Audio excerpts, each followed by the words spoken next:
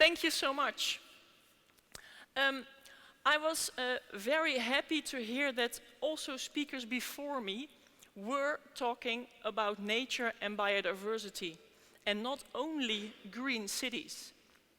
Because in my point of view, there are all different types of green. Most of our green in our cities look like this. Do you recognize this from your surroundings? Not a strange picture, is it? Could you imagine to be a butterfly? You like nectar, you need places to lay your eggs. Would you be happy here? Would you find a home here as a butterfly? I'm afraid not. I have a different picture. If this one works, yes. This also is a park. It's not much bigger. This also is a green space. In all of our policies and all of our plans, this probably looks the same on a map. But if you were a butterfly, would you be happy here? It's a huge difference. And we need that huge difference for nature and biodiversity. Perhaps you know this study. This is a study of the amount of insects in some German nature reserves, small but still nature reserves, for the past 27 years.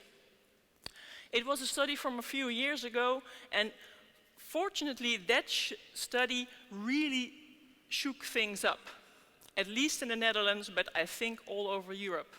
That study shows that in the last 27 years we lost 75% of all our insects. And you may say, well, I like to have less bugs. But the insects are part of the ecosystem. We need those insects. We are part of nature also. If we keep continuing to have this decline, we really get into trouble.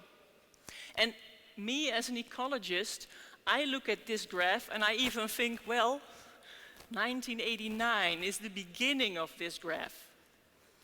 Where were you in 1989? I hadn't even started college yet by then.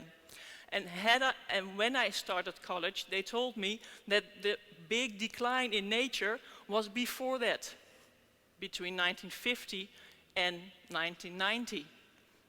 The time I started my study, they were really into, we are going to make nature better. We have a nature plan, we make nature conservation areas, and we all connect them. We even start to develop nature, and by that time that this graph starts, there were plans to make everything better. Unfortunately, this shows that didn't work. So now it is really urgent and we need to do something. You could ask me, why are you telling this here? We are here for cities, not for nature conservation. That's true. But other studies show that even in cities, the biodiversity can be pretty high. Those nature conservation areas, of course, are very, very important, but they are small. When we all need nature around us as a people, in my opinion, nature also needs a lot of space. And in rural areas, the remote countryside, we have intensified agriculture so greatly that biodiversity there is only this. And in cities, it's bigger.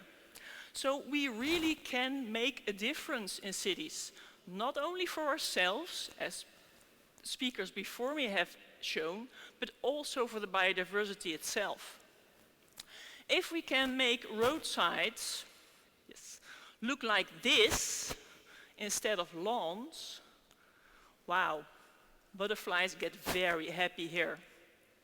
I don't know all those plant species in English, but maybe you can recognize the orchids who are blooming here. This is not difficult, this is not expensive. I was very happy to have the last speaker say, well, the basic garden is the biodiversity garden. It's cheap. Great. Let's keep it at the biodiversity garden. Because this hedgehog can only live if we have enough varied green space. If we only have lawns and trees, this one will not be happy. If we create green spaces that are suitable for hedgehogs, now we have a lot of wins. For a very short time, I want to focus on this group, the wild bees. Especially after that study from Germany, in Holland, wild bees became very popular all of a sudden. Most people, when they hear about bees, they think about the honeybee. And I myself like honey very much, but I would rather talk about the wild bees. Do you have any idea how many wild bee species there are in the whole of Europe? Raise your hand if you think it's 100, 500, 1,000. More than 1,000? Yes. The people who are giving their hands up now are getting close. It's a little under 2,000 bee species in the whole of Europe. In the Netherlands, it's a little over 350. So those insect groups are very diverse. And those insect groups is what we really need to get the biodiversity and our nature and our ecosystems functioning again.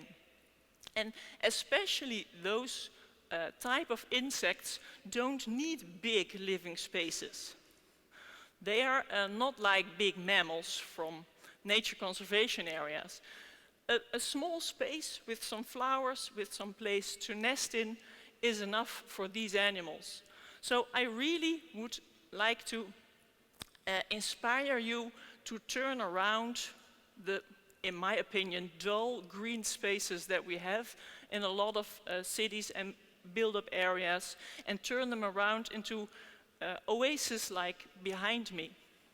You might say, well, if you are really an ecologist, you could create this.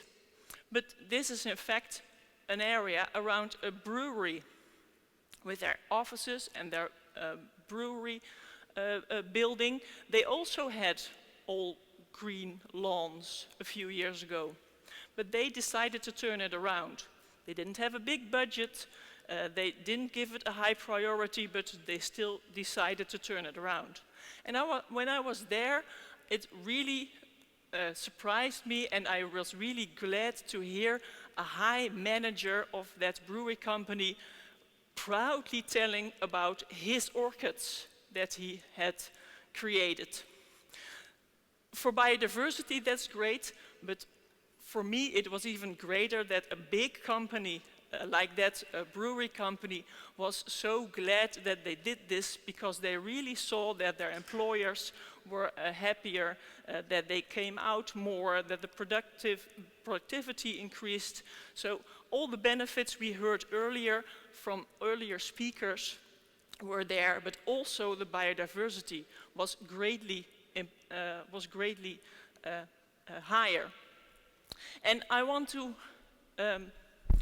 inspire you to use, like, indigenous species, indigenous trees and plants are better for biodiversity than those who are not native to the place you are working on.